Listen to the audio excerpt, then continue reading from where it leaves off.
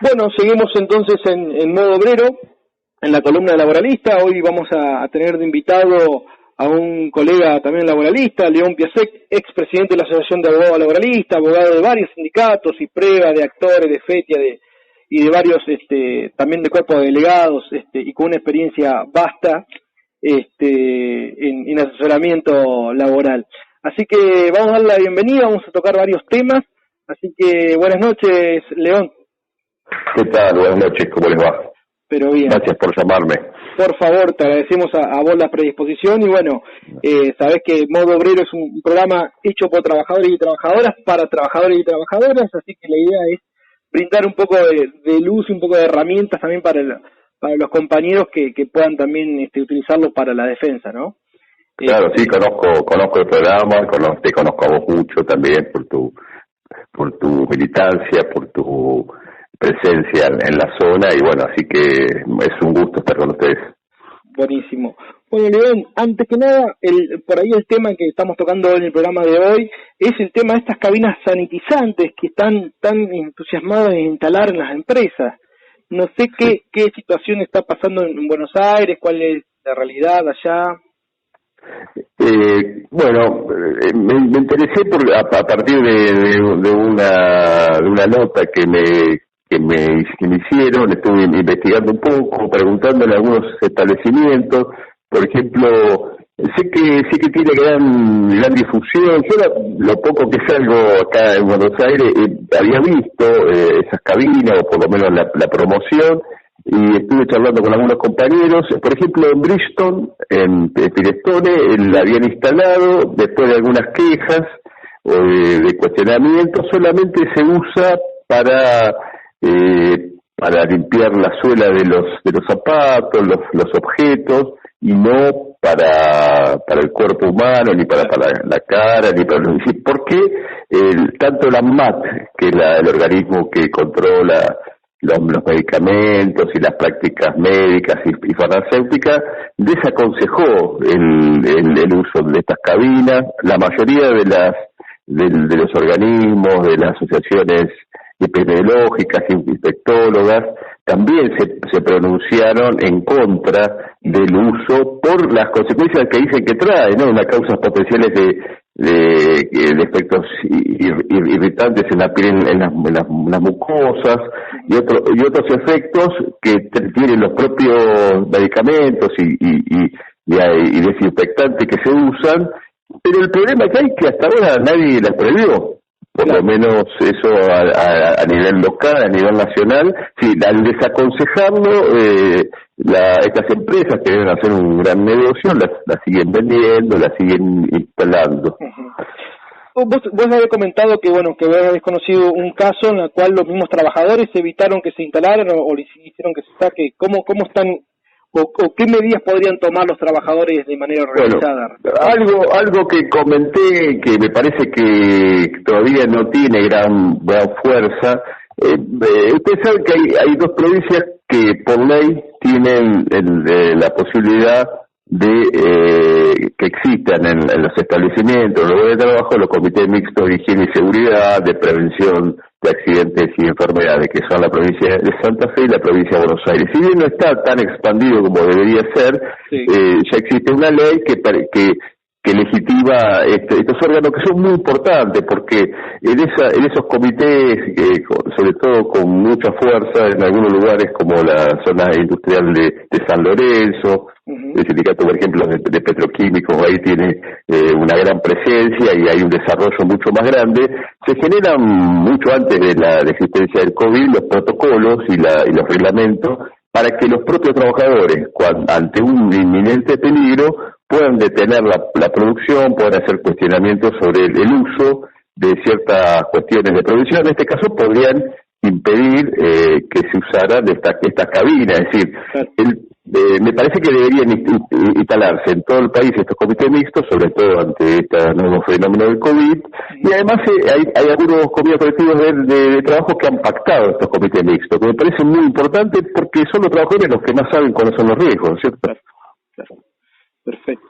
Bueno, Y ahora, cambiando un poquito de tema que queríamos hablar con vos, la cuestión del teletrabajo, que por ahí, sobre todo en Buenos Aires, está más presente, más que en el interior del país, pero por ahí, ¿cuál es la situación en que se está llevando a cabo? ¿Cómo se está llevando esto? Si hay tipo de normativa que lo rige. Hay una normativa general que se trata de utilizar, que fue la del trabajo a domicilio, que no se puede aplicar directamente a este nuevo fenómeno. Si bien ya existía el teletrabajo, el home office, la pandemia hizo que esto se expandiera en forma exponencial. En Buenos Aires, en las grandes ciudades, en algunos otros lugares, me parece que vino para quedarse después de que ojalá se vaya rápidamente este fenómeno tan letal. La norma de emergencia solamente prescribe que las partes de buena fe deben establecer cuando una persona trabaja en su domicilio y no se prescriben ninguna regla para que haya un respeto, por ejemplo, de las jornadas del trabajador, los descansos, lo que se llama el acceso a la conexión, el derecho a la desconexión, porque parecería que el trabajador en su casa debería estar conectado y atento a las exigencias de los empleadores todo el día. También un tema muy importante que es el tema de los costos, es decir, este teletrabajo vino en un momento donde prácticamente las empresas se desinteresan de costear las herramientas de trabajo muy importantes, la tecnología, la conectividad, la capacitación de los trabajadores. Es decir, al principio algunos lo analizaron como muy ideal. Yo digo que se enamoraron del teletrabajo. Uno dice, yo siempre doy el ejemplo, uno puede trabajar en pijama en su casa, pero no es tan así, ¿no? Sobre todo cuando las mujeres o los hombres que tienen los deberes de cuidado de sus hijos, que siguen estando en sus casas porque no hay colegio. Es decir, se complejiza esa relación y me parece que se están estudiando muchos proyectos de teletrabajo donde en principio tiene que tener similares derechos, iguales derechos que los demás trabajadores. Eso no tenemos ninguna duda. Los que asesoramos trabajadores, sindicatos, me parece que esa es la clave, porque si no lo que puede pasar, la tentación de las cámaras empresarias o de los empresarios de externalizar el trabajo, convertirlos en autónomos. Esa es la primera medida. Y después todos estos derechos que dije antes y alguno más que protejan realmente el trabajo en el domicilio y que además sea también una opción del trabajador y no una imposición por parte de la empresa, que sea racional, y el actor protagónico de esto tiene que ser la organización sindical, porque no, bueno, si un trabajador lo dejan solo a negociar estas cuestiones, están en una inferioridad de condiciones para poder proteger sus derechos. Por supuesto, porque es como que dejan en manos del trabajador la infraestructura, no, las herramientas de trabajo, la tecnología, la computadora, el gasto de internet, como está pasando con los docentes, por ejemplo. Sí. O sea, no se le ha brindado esa herramienta. Y después el tema de la jornada también, porque, o sea, ¿cuál es el límite? ¿Cuál es el...? No. Eso va a ser una tarea de los sindicatos de plantear regulaciones en los convenios colectivos de trabajo. Todavía está siendo difícil, ¿no? Porque se discute poco, el distanciamiento también impide que haya alguna medida de fuerza como para poner una valla a la prepotencia patronal, pero se está empezando a discutir en algunos acuerdos las reglas del teletrabajo, que es posible que persista y que sea una modalidad. Ahora algunas empresas, por ejemplo, algunas empresas periodísticas que es un trabajo declarado es esencial, habían liberado la mayor parte del plantel y los mandaron a su casa. Y ahora las empresas se quejan, porque las empresas también históricamente y culturalmente necesitan el control dentro de las paredes, el horario, el presentismo, y eso ahora con la excusa de que la productividad bajó, según algunos de los empresarios, quieren que se vuelva para atrás. Eso va a ser también una tensión, ¿no? Claro. Entre una posibilidad de trabajar en su casa, cuando uno ya se acomoda, distribuye sus tiempos, los tiempos de cuidado y los tiempos de estar con la familia, que de repente me empecé a decir, no, ahora tenés que venir a trabajar acá porque no estás produciendo como nosotros necesitamos. Va a ser un tema de discusión. Está bien la ley para poner los pisos mínimos, pero yo siempre confío en la negociación colectiva, en la discusión con un interlocutor más fuerte, que es el sindicato, en la federación, en cada caso, para establecer esos límites mucho más precisos y más protectorios, ¿no? Perfecto. Bueno, seguimos hablando con León Piasek, nuestro entrevistado del día, abogado laboralista, y le vamos a preguntar también por otra cuestión que también nos ha planteado esta pandemia, que es que lo estableció como trabajadores esenciales, que saltó la cuestión de la precariedad en la cual trabajan, ¿no? Porque es lo que se está tratando ahora en el Congreso, el proyecto de ley de trabajadores de aplicaciones, ¿no? Claro, ese es un tema fundamental. Ayer a la noche, a una cuadra de mi casa, yo vivo en el barrio de Paternal, para los que conocen un poco la ciudad de Buenos Aires, cerca de la cancha de Argentino Junior, para los futboleros, un accidente de trabajo fatal donde murió uno de los jóvenes repartidores aplastado por un camión. Y sí, muchas veces la realidad se impone a las elucubraciones de algún laboratorio que está tratando de imponer un estatuto especial para estos trabajadores, precarizando sus condiciones de trabajo, excluyendo las relaciones laborales de la ley.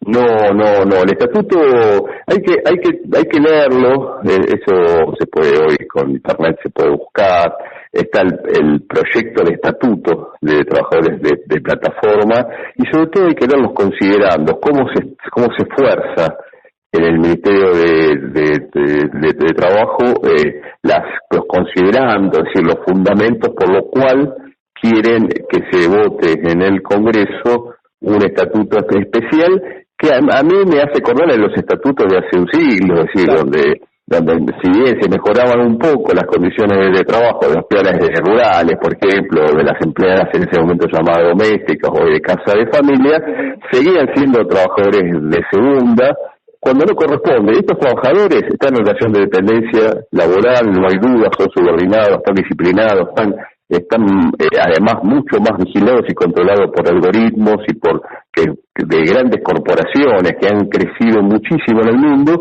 y que ahora se repotencian porque el delivery en las grandes ciudades como Buenos Aires, Rosario, Córdoba, etcétera, Santa Fe, adquiere ahora un valor también muy importante porque no hay apertura de bares, de restaurantes y además porque la gente está cumpliendo mayoritariamente el aislamiento social para cuidarnos la salud. Entonces, ¿qué hacen? Proyectan un estatuto donde parte de la base que es el trabajador el que voluntariamente, por su propia iniciativa, ingresa a trabajar. Eso es falso. Estos trabajadores están necesitados de trabajar, trabajan duramente en la calle, se arriesgan a accidentes de tránsito como el que se sufrió ayer, que es el quinto o sexto en el año que ocurre en la zona. Es terrible. Además sin nada. Además, uno de los fundamentos del Ministerio de Trabajo, insisto, que en general ha tenido este gobierno una normativa de emergencia muy protectoria, destaco la provisión de despidos y suspensiones, las ayudas que ha tenido las empresas para que paguen salarios complementarios, y toda la normativa en general es ponderable, es muy buena, me parece que está trazada por un imperativo ético, humanitario y de protección del trabajo.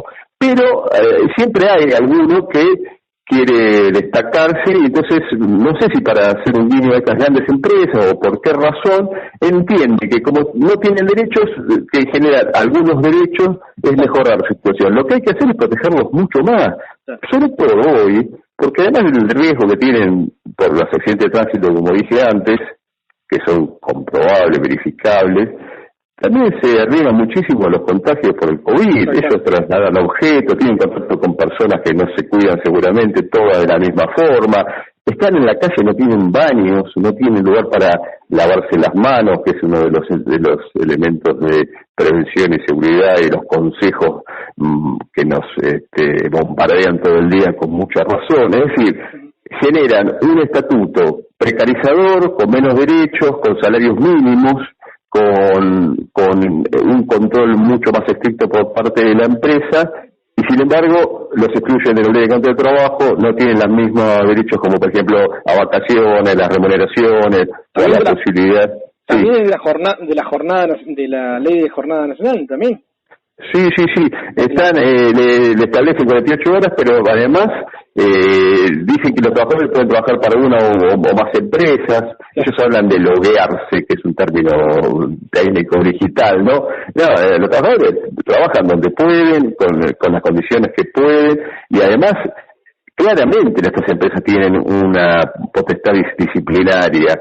No sé si se acuerdan, hace un tiempo había habido un accidente muy grave, por suerte no fatal, y la persona que había sufrido el accidente estaba más preocupada por el destino de la mercadería que se llevaba que de su propia integridad. Eso marca la brutalidad y el salvajismo de estas empresas y de estos jóvenes en general, que se someten a esa empresa ajena, que ganan mucho dinero. Son empresas muy importantes globalmente y que han quedado pocas en esta competencia que tienen entre ellas. Por eso tienen que tener más derechos que los demás trabajadores, tienen que tener derecho a organizarse sindicalmente, obviamente, y discutir las condiciones de trabajo como cualquier colectivo. Sí, nosotros de modo obrero por ahí lo empezamos a denunciar, primero en un aspecto el tema que primero se discutió si eran trabajadores independientes, autónomos o eran relación de dependencia, cuestión que creo que ha quedado zanjado y esto demuestra los hechos de que siempre fueron trabajadores en relación de dependencia.